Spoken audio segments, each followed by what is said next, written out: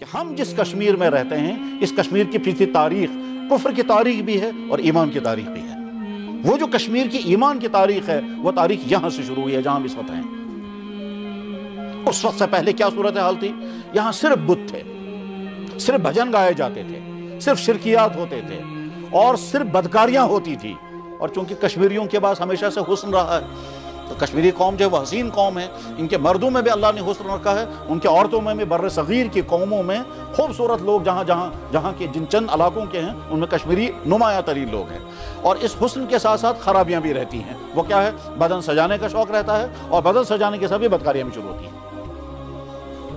جو بیچارے بہت ہی سیدھے سادے قسم کے لوگ ہیں جن کے پاس کھانا پینا نہیں ہے وہاں بدکاریوں کا گراف عموماً کم رہتا ہے، لیکن جہاں حسن ہوتا ہے، جہاں جوانیاں ہوتی ہیں، جہاں آسانیاں ہوتی ہیں وہاں یہ ساری بدکاریاں ہوتی ہیں۔ چنانچہ کشمیر میں بدکاریوں کا ایک زمانے میں اتنا سیلاب تھا کہ جس علاقے کو ہم کہتے ہیں ولر، جب ولر کا سارا علاقہ ایک شہر تھا اور اس میں بہت زیادہ بدکاریاں اور برائیاں ہوتی تھی، بعد میں وہ شہر ڈبو دیا گیا ہے۔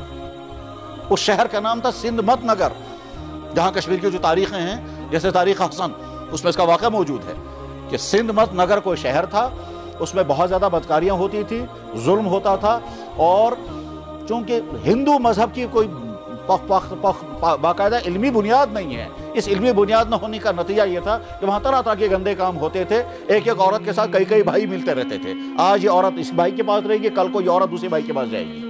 اور بلکہ یہ بھی ہوتا تھا کہ جس کمرے میں وہ عورت ہے اگر باہر جوتا رکھا ہوا ہے تو اس کا ہوتا اندر کوئی ہے، اور جو بھائی پہلے جا کے جوتا رکھ دیتا تھا وہ رات اسی کو گزارنی ہوتی تھی۔ اس پر اللہ تعالیٰ شانوں کی طرف سے سزا آئی، اور وہ یہ کہ ایک زلزلہ آیا، اس زلزلے میں زمین پھٹی اور وہ شہر اس میں دفن ہو گیا اور نیچے سے پانی نکلا، اس پانی کا نام ہی ولر ہے۔ اور آج بھی اس دھسے ہوئے شہر کے نشانات نکلتے ہیں اور اندر سے کچھ پرانے برتن آج بھی نکلتے ہیں۔ اور ہم نے کئی مرتبہ ان سے پوچھا، وہ جو اس میں کشتیاں چلانے والے ہیں وہ کہتے ہیں ہاں کچھ اوپر سے کہیں پانی سے دیکھتے ہیں تو نیچے کچھ نہ کچھ نظر آتا رہتا ہے۔ خیر تو یہ کفرستان تھا سارا۔